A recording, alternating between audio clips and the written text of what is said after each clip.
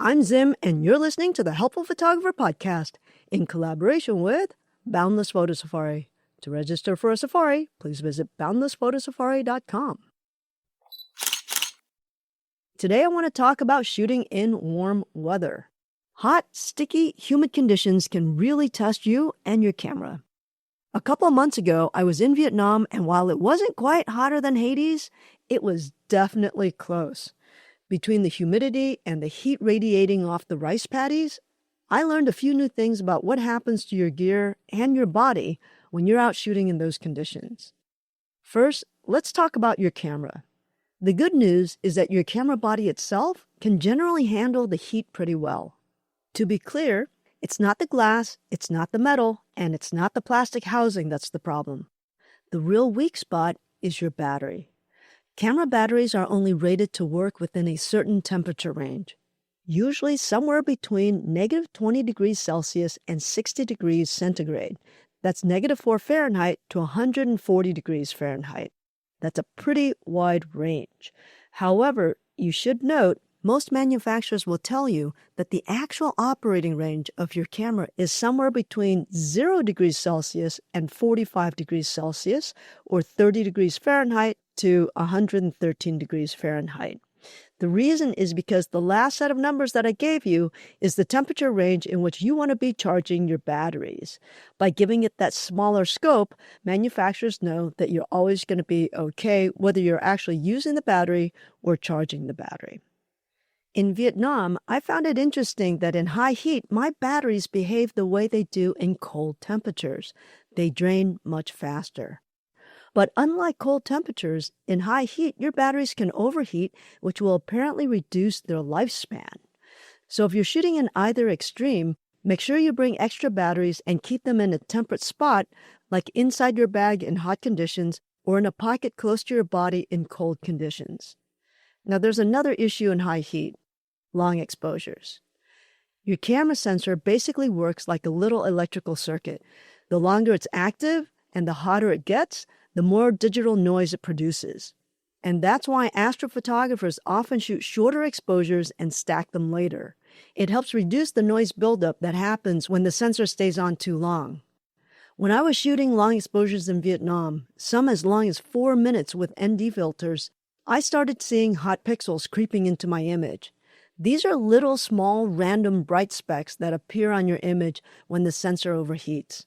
Unfortunately, there's not a lot you can do about it if you need that long exposure, but it's something to keep in mind if you're shooting in extreme heat. But honestly, the biggest challenge for me wasn't the gear. It was me. Standing out there under the blazing sun waiting for a long exposure to finish was brutal, even though it was only 4 minutes. So let's talk about personal safety and comfort, because you're not going to get that shot if you faint next to your camera. First off, wear a hat, a wide-brimmed hat if you can.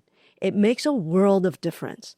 I know I look like a total dork with my big-brimmed hat, but I would have completely fried without mine.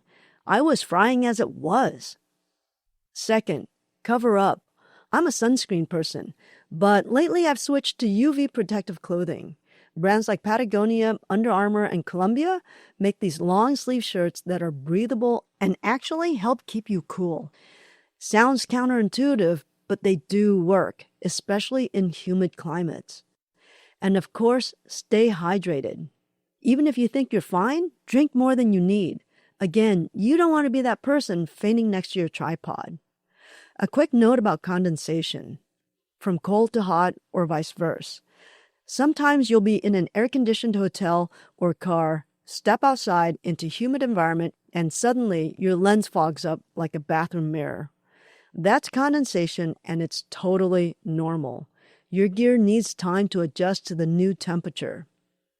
What I like to do is take my camera bag outside, leave it closed for a few minutes, letting everything warm up gradually before I start shooting. Slow transitions will help prevent condensation buildup. On my recent trip to Costa Rica and Colombia to shoot birds, I actually learned a really neat trick from some of the bird guides. Instead of wiping condensation off their binocular lenses, which just smears it and takes forever to dry, they use a blower.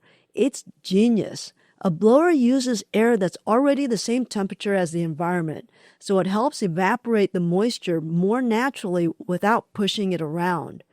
Once it's mostly dry, then you can gently use a clean, dry microfiber cloth or lens tissue if you need to.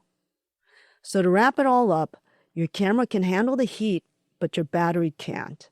Long exposures and high temperatures equal more sensor noise. Take care of yourself. Hat, UV shirt, sunscreen, and water.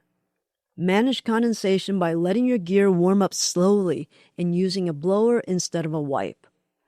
At the end of the day, your camera is just a tool.